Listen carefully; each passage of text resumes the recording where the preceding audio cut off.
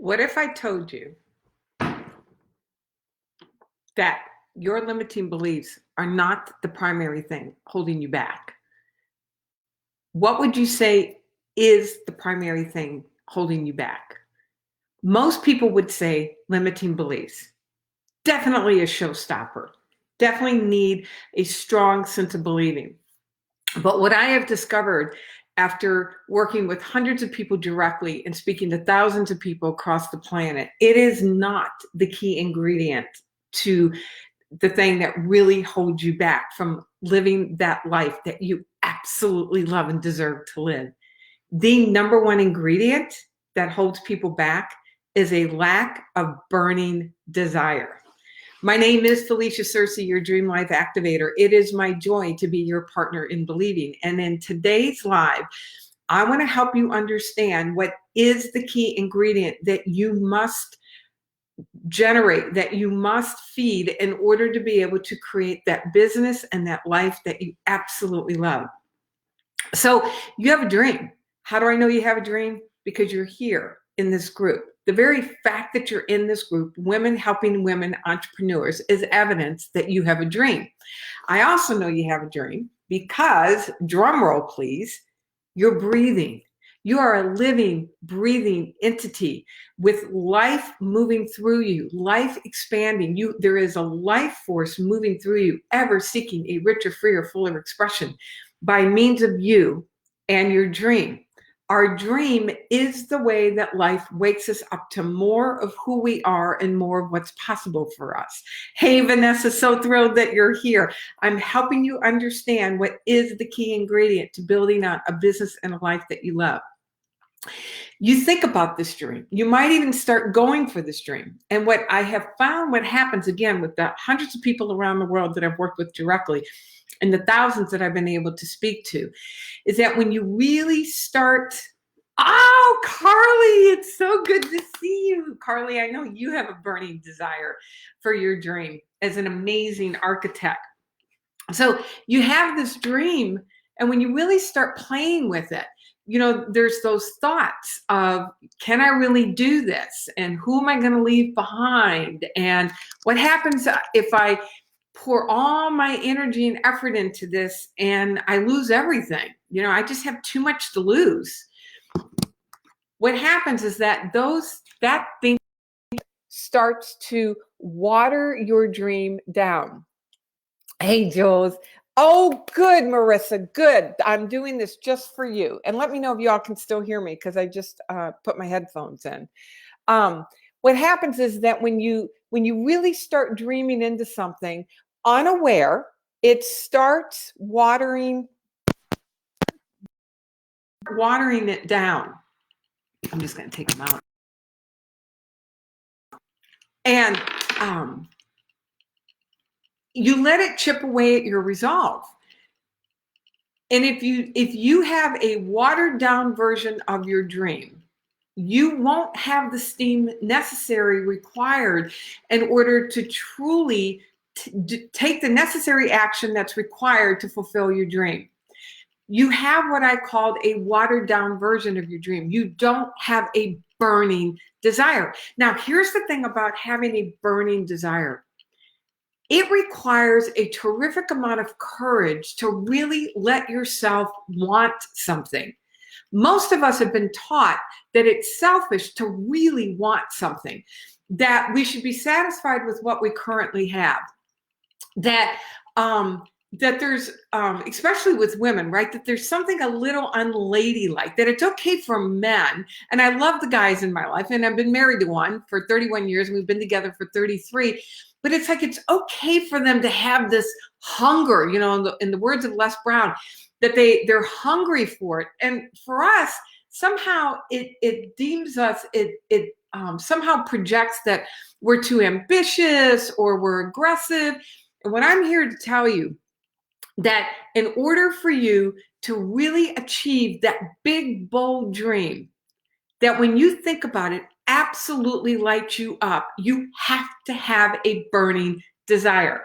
Not a lukewarm desire, not wishing or hoping. Those are good things to have. It's a good thing to start with.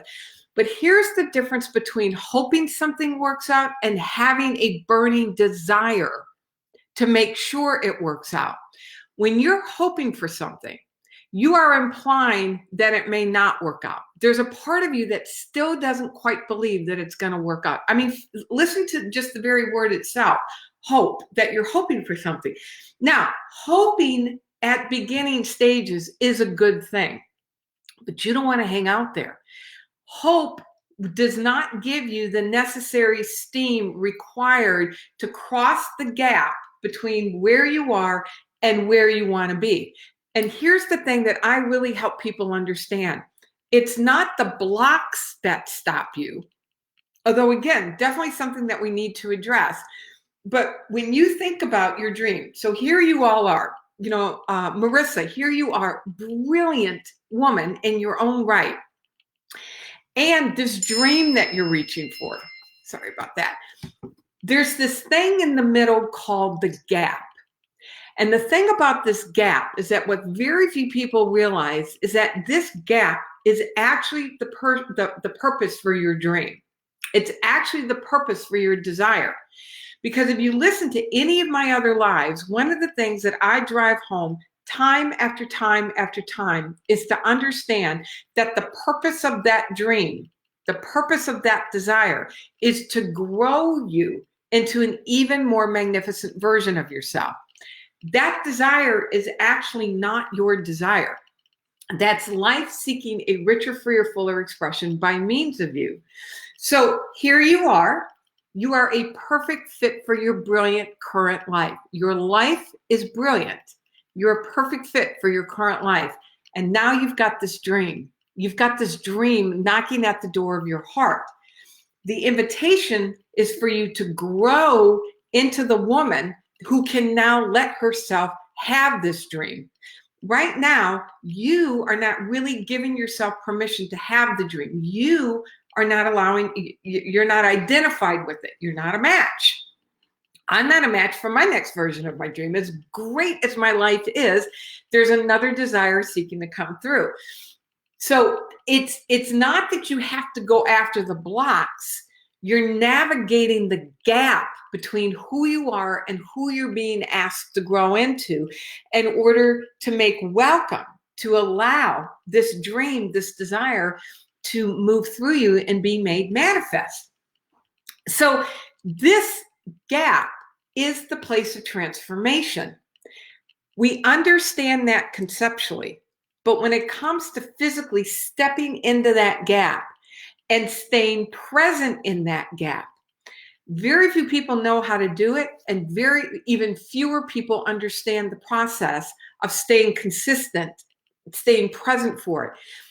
The gap is magical. It's also where it requires a soul force commitment to stay present for the transformation that happens internally and what's required on the outside to shift and change in order for you to be able to have the thing that you really want to have, in order for you to create the thing that you really want to create. And without a burning desire, what kind of desire? A burning desire. Without a burning desire, you will not have the fuel required to stay present in that gap long enough and sustained enough in order for you to have the internal transformation so your world can then reflect externally. Again, if you listen to me repetitively, one of the things that I help you understand is that your level of awareness, your level of identification, your level of believing, that becomes the organizing pattern for your actions, your ideas, the opportunities that you see, and for the magnetic field around you in terms of attracting and drawing things to you. As you're entering into that gap, you are literally reorganizing how you see yourself, how you interact with this world, and you're sending out, you're effectively having a completely different conversation with this energy around you, and it can now do something different. In order for you to stay present for that whole process, because as we all know, it's not always pretty. In fact, so much of the time it's messy, it's awkward, you're unsure, you're wondering if you're, going down the right path, is it going to work? All of that gets activated when you move into the gap. And this is where most people back away. When you have a burning desire for what's seeking to express through you, you have the fuel required to stay in that gap, keep moving through the gap, and then give yourself permission to allow the new degree of success, fulfillment, abundance that's seeking that is in the form of your dream. So let me give you this example. When water, when water is at the temperature of 211 degrees, what do you have? You have really hot water. Some of you are going to want to say boiling. It's not boiling yet. It's just really hot water. What happens when it moves to 212 degrees? Now the water is boiling. Now you've got boiling water. Now here's why this is so important. When water moves from the temperature of 211 degrees to 212 degrees, it actually goes through what's called a phase change. It moves from liquid to steam, and you can now harness that steam and light up entire cities. That 1 degree, especially when applied to your dream, makes all the difference. It will make all the difference. That 1 degree of desire from 211, which by the way, is a torturous place to be. 211 degrees of a desire is a torturous place to be because you do not have the steam required to take that next scary step, to stay persistent with the very thing that just may be knocking you on your behind. When you have that 1 degree difference of desire to 212, it's a boiling point. Now you're able to harness that desire so you can stay faithful to what is revealing to you and the actions that you are being asked to take before you're ready, before your world says it's okay, before you know how completely. I mean, think about it. Think about the act of putting together a business, your dream of a business, and how many times we have to take a step, shaky and awkward and afraid, and wondering what other people are going to think, and is this really going to work, and not having a fully developed skill. We don't put ourselves in those kinds of positions unless we are hungry for it. Think of something that you've done in the past where you really had to push through some resistance, not knowing how, literally just not having a clue. And how, because you were so hungry for it, you were able to keep steady, keep persistence with your action steps. I know that's been the thing for me, that when I look at, especially building out my business at each stage along the way of my business, as I went literally from nothing in a few short years to, I'm very grateful to say, generating millions of dollars in my speaking and coaching business and being able to give tens of thousands of dollars away a year. My burning desire to help you wake up to just how powerful you are so you can create a life that you love, that burning desire has kept me stepping into those action steps, those ideas, those opportunities that on the surface, like, oh my God, what am I thinking? There's no way I can do that. I don't have a clue on how to do that. And nevertheless, that burning desire fanned the flame strong enough, long enough, sustained enough in order for me to continue to keep taking the action steps. It's the same thing with the clients that I have the honor of working with, that as we fan the flame of desire and I help them give themselves permission to really want something, it's breathtaking what happens. So ask yourself, are you at 212 degrees desire? Have you given yourself permission to have that kind of burning desire required in order to keep your feet moving forward for your dream, for that which is seeking to come alive for you. All right, so here's how you do this.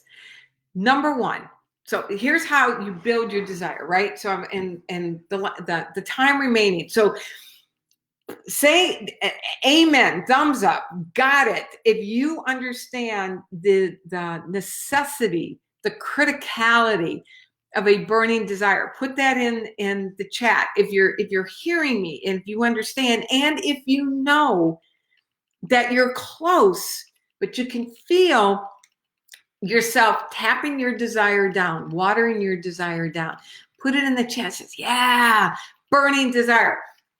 Okay, so here's how we do this. First of all, understand the origin of your desire. That desire is not your desire. That is life seeking a richer, freer, fuller expression through you and by means of you. Hey, Nancy. Yes, good. Oh, check out. There's all these comments. I'm just looking at the comments. All right.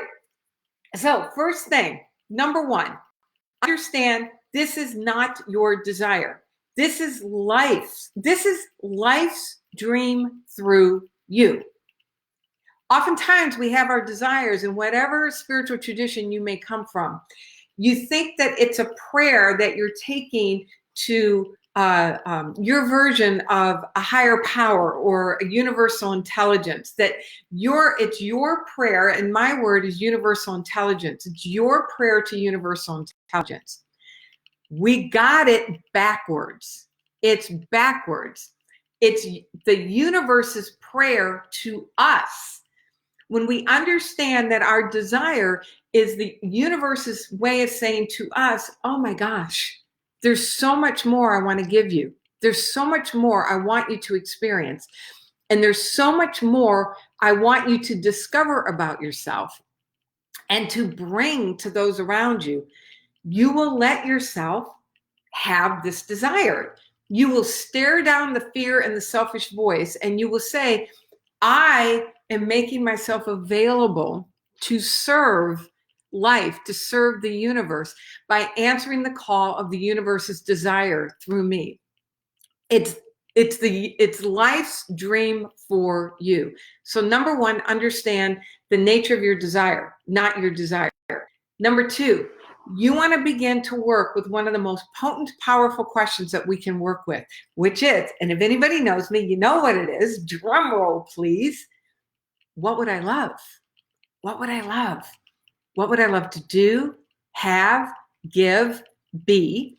Back to step one, understanding that it is love itself seeking a richer, freer, fuller expression by means of you. It is love expressing through what you would love.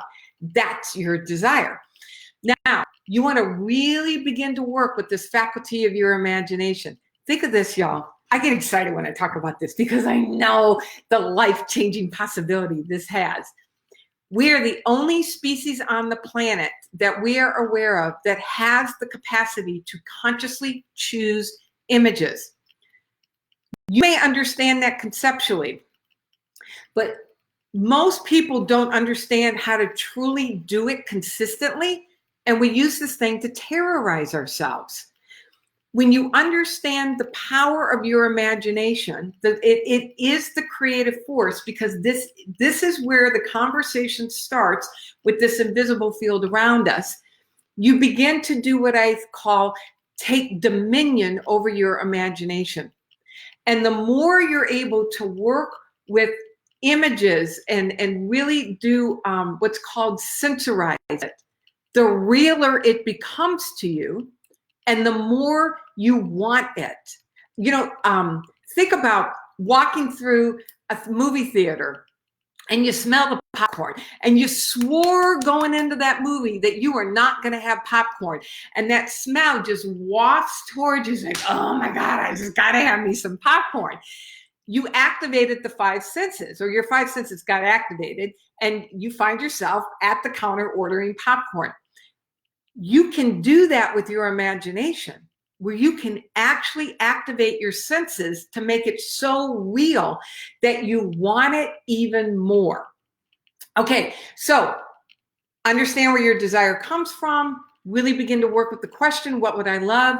Sensorizing these images. And y'all, it takes such courage to let yourself have that desire and to really let yourself see an image that you would love.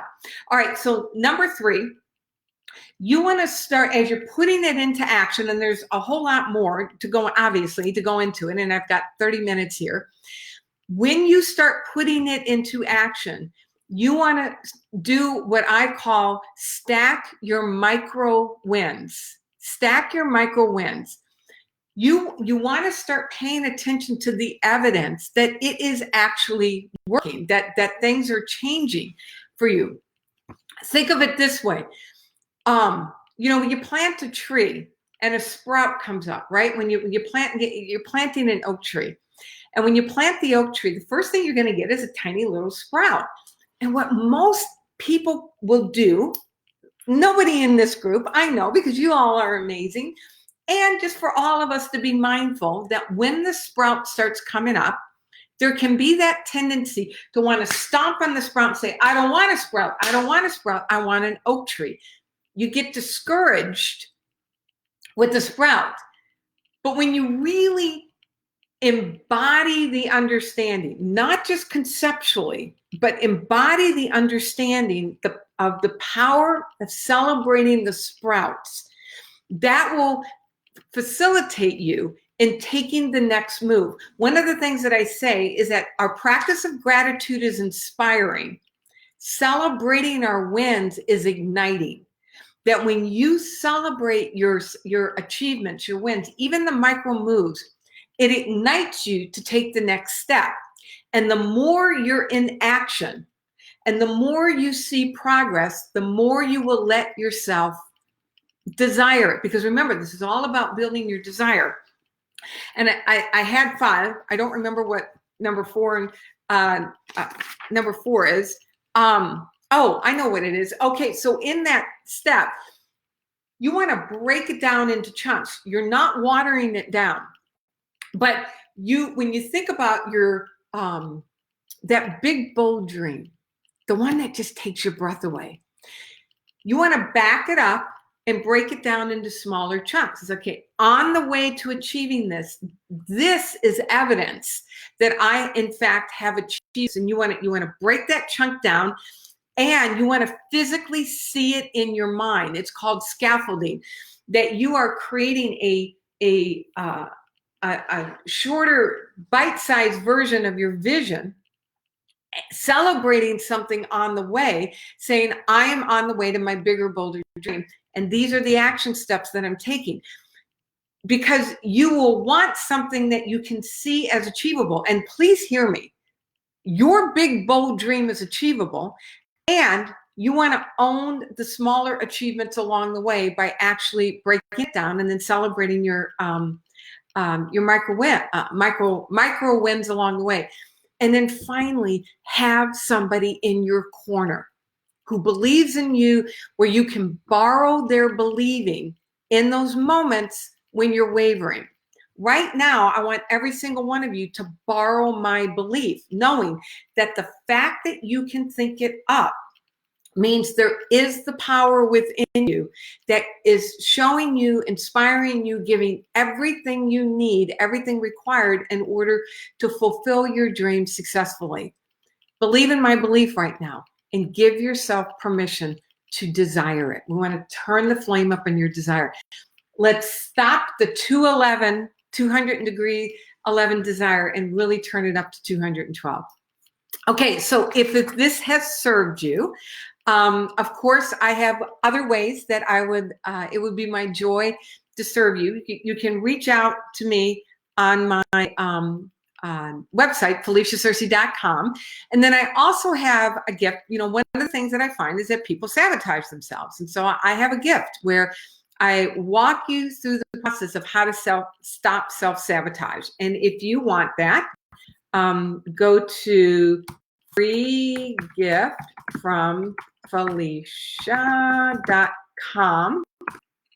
And then you can also reach me at Felicia Searcy. I'm going to give you my direct email if you want to contact me about anything or just have a conversation. And I just love to put my eyes on you and on your dream and support you in building, turning up the flame in your desire. Because here's the thing, if you have the desire, especially with your business, there is somebody praying for what you have to offer. They are praying you up. So let's get you out there serving. All right, so I'm going to come over here real quick. 3-step your wins. Understand the nature of what I love.